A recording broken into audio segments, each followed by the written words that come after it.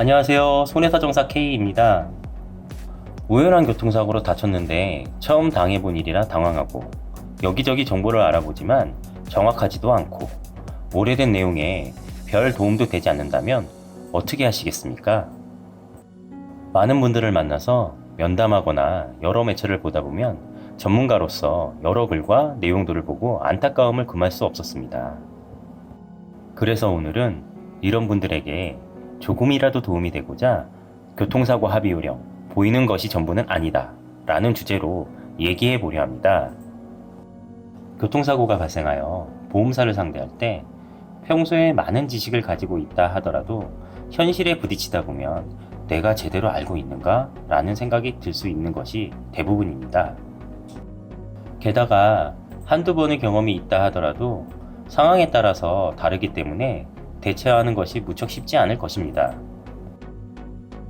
자, 그럼 많은 분들이 궁금해 하시는 것부터 하나하나 살펴보도록 하겠습니다. 꼭 병원에 입원해야 할까요? 교통사고 발생 후 피해자는 가해자에게 병원 치료를 위하여 신체 사고에 대한 대인 접수를 요구합니다. 그리하여 상대방 자동차 보험사로부터 접수 번호를 문자나 전화로 받을 수가 있게 됩니다. 자, 그럼 이제 이것으로 집 근처 또는 본인이 원하는 병원에 가셔서 치료를 받을 수 있습니다. 그런데 반드시 입원해야 할까요? 그래야 꼭 손해를 보지 않는 걸까요? 여기서 정답은 그렇지 않다입니다. 정말 입원이 필요한 상태로 통원 치료가 힘들다면 어쩔 수가 없겠지만 그러지 아니한 경우에는 통원 치료를 하여도 무방합니다. 입원하는 경우 직장 생활 등 생계를 포기하여야 하기 때문에 이것 또한 당연한 손해라 할 것이며 이 기간 동안의 휴업 손해는 실제 수입이 감소해 85%만을 보상하여 흔한 말로 다치면 손해라 할 것입니다. 다만 병원 진료와 입원 및 통원 시 아픈 부위를 주치의에게 정확하게 언급하시고 향후 발생할 수 있는 후유증에 대비하여 꼼꼼히 정밀 검사를 받아보시는 것을 권유드립니다. 개인정보 동의서를 요구하는데 해줘도 될까요? 병원에 있다 보면 보험사 대인보상 직원이 찾아와 면담을 하게 됩니다. 주로 피해자의 상태 확인 및 경미한 정도의 부상이라면 조기 합의를 목적으로 할 것입니다. 그런데 개인정보 활용 동의서와 병원 서류 발급 위임장 등을 꺼내서 서명을 요구하는 경우가 있습니다.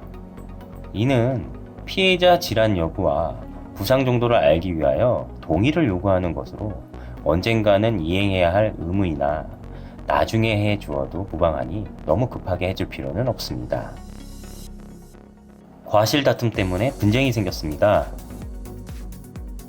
과실은 보상 범위와 수준에 반영되기 때문에 과실 비율 산정은 매우 중요하고 따라서 많은 분쟁이 생기기 마련입니다.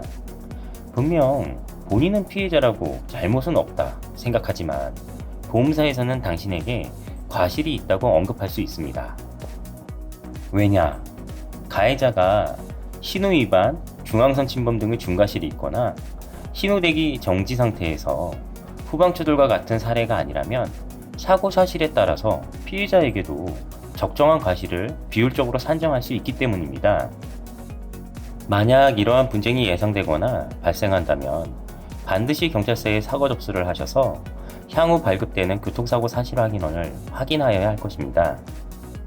공적기관인 경찰서에서 발급한 이 서류로 가해자, 피해자를 판단하고 또한 이를 바탕으로 각자의 과실 비율에 대하여 상대 보험사와 다툴 수 있기 때문입니다. 이때 도움이 되는 것이 손해보험협회에서 알아볼 수 있도록 마련해둔 자동차 과실 비율이 있으며 요즘은 스마트폰 앱을 설치하여 검색해 볼 수도 있으므로 상황에 따라서 적절하게 활용할 수도 있겠습니다. 도대체 합의는 언제쯤 해야 할까요? 합의 시기에 대해서 정해진 것은 없습니다.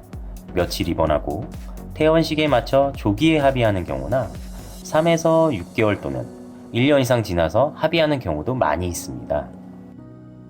즉, 그 시기에 대해서는 원하는 때를 정해서 진행하시면 되고, 단 합의의 경우 일정 기간 안에 손해를 청구하여야 하는 청구권 소멸시효는 법률 규정으로 3년입니다. 이를 다시 말하자면 3년 이내에 손해배상에 대한 청구가 이행되어야 한다는 것이며, 당사자마다 청구권 소멸시효의 기산점에는 차이가 있습니다. 그렇다면 치료는 언제까지 가능할까요? 합의가 되었다면 이후부터는 본인 부담으로 치료비를 납부해야 할 것이지만, 그렇지 않은 경우에는 보험사의 지불 부증이 지속되기 때문에 필요할 때마다 자동차 보험으로 치료를 받을 수 있습니다. 하지만 여기에도 소멸시효에 따른 제약이 있으므로, 오늘 지불 보증을 받아 치료를 받았다면 앞으로 3년간이며, 즉 다시 얘기하자면 마지막으로 병원 치료를 받았던 때를 기준으로 갱신되어 적용된다고 보시면 될 것 같습니다. 피해자의 권리 주장은 어떻게 해야 할까요? 피해자는 해당 보험사 직원에게 정당한 합의를 위하여 병원 입원 및 통원 기간 동안 일을 하지 못하여 발생한 실제 수입의 감소에 해당하는 취업 손해보상을 주장할 수 있습니다. 당연히 위자료, 향후 치료비 등에 대해서도 요구할 수 있습니다. 간혹 같은 병실의 옆에 입원해 있던 환자는 얼마를 받아 퇴원했는데 나도 똑같이 받아야겠다 라고 주장하시는 분들을 많이 보게 되고, 때에 따라서 이러한 주장이 공감되기도 합니다. 하지만 실제로는 같은 진단명의 환자라도 보험사에서 지급하는 보상은 차이가 있기 때문에 일률적으로 동일한 수준의 합의를 보는 것은 많이 어려운 일입니다. 그렇다고 합의금을 적게 준다 하여 민원을 넣는 것도 결코 좋은 해결 방법이 되지 못합니다. 합의금 산정에는 일정한 기준이 있으며 피해자의 소득 수준과 병원 치료 기간, 후유장애, 과실 비율 등에 의하여 결정됩니다. 따라서 충분한 치료를 통하여 몸 상태를 확인하고 더 이상의 치료를 필요로 하지 않은 때에 합의를 하면 될 것입니다. 경미한 교통사고의 경우에는 일정한 기준이 있으므로 무리하게 요구하지 않는 한 보상 범위는 그리 크게 차이 나지 않습니다. 다만 후유장애 및 후유증이 잔존하는 상태라면 여기에 따라서 후유장애에 따른 일시 수익액이 추가되고 위자료 산정 기준과 향후 치료비 등이 달라질 수 있다는 것을 꼭 염두에 두시기 바랍니다. 또한 이러한 사항들이 발생하였다면 교통사고에 대한 전문가인 손해사정사에게 반드시 조언을 구해보시길 바라며, 교통사고 피해자분들의 건강과 빠른 쾌유를 기원드립니다. 지금까지 영상을 봐주신 여러분 고맙습니다.